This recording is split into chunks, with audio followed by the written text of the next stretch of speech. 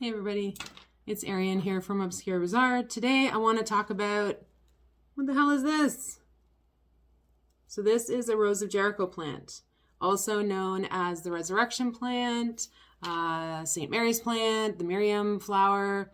Its scientific name is the Selaginella lepidophylla.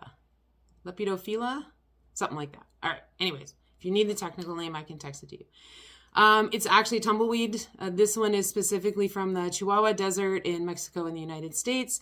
There's also another version, I think, called the Anastasia, which comes from the Middle East and some of the warmer climates over there in North Africa and things.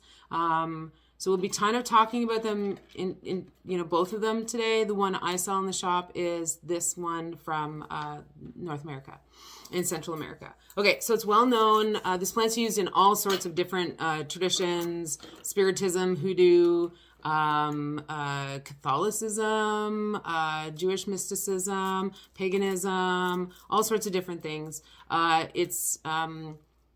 I primarily use it for abundance magic and money magic, but people use it for protection, prosperity, cleansing negative energy, fertility rites, helping to contact the dead. So it can be used for a lot of different things depending on how you intention it. So it doesn't look like much right now, but what you do with this is you put it in a very shallow dish and you have a little bit of water and you add a tiny bit of water for like a couple times a day until it starts to open up. I'm going to put a picture at the end of the video of what it looks like after 5 days in a little bit of water. I have one in a bowl upstairs. And I may add a few other things. There's a prayer that you can say for this as well. There's a few other things you can do.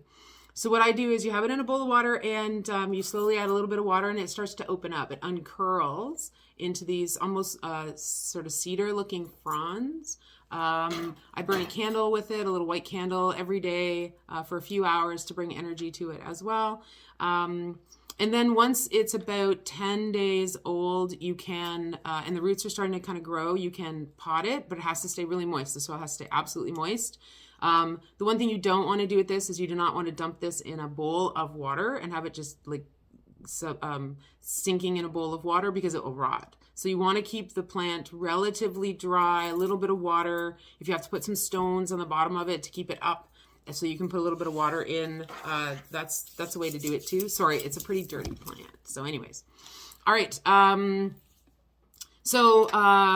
of the representations of the Rose of Jericho is one of the folklores or one of the traditions is in Catholicism. It is said that the Rose of Jericho was blooming, alive, abundant during Christ's crucifixion.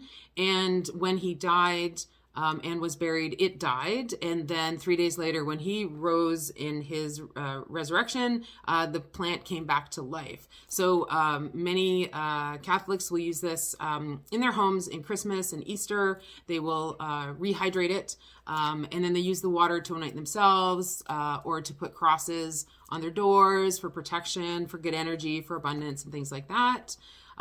It's mentioned in the Bible, Psalms 83:13, I think it is, talks about making your enemies like tumbleweeds. Make them like tumbleweeds.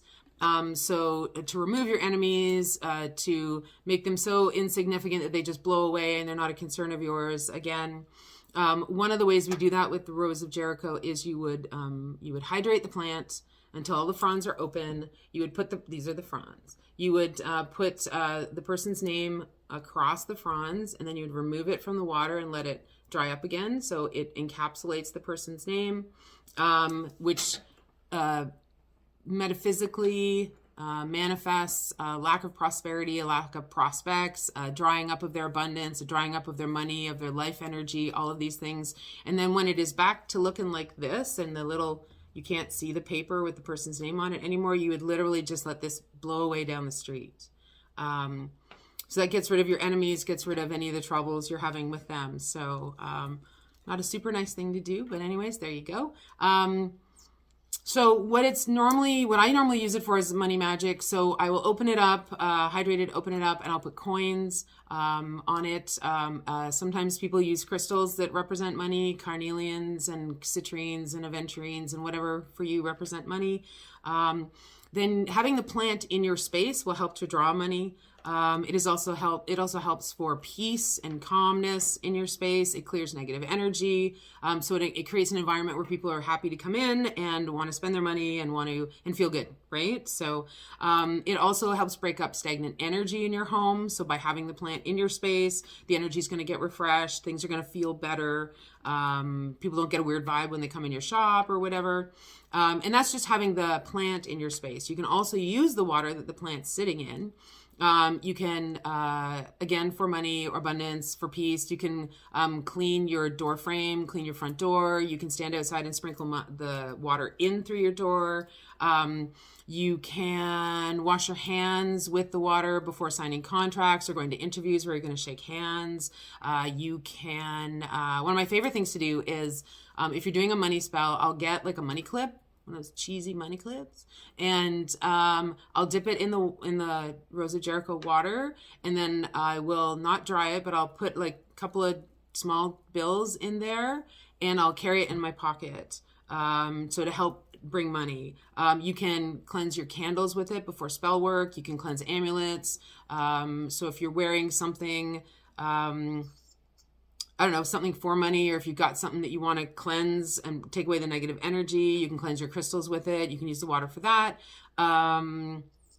What else have I forgotten? Oh yeah. So in the shop, if you come in and you want one of these in the shop, we sell them. We also have the Book of Selected Prayers, and there is a prayer for the prayer for Saint Rose of Jericho, and it has some instructions and stuff, so you can come take a picture of that if you want. I can maybe even add that on the end as a photo on the end of this video.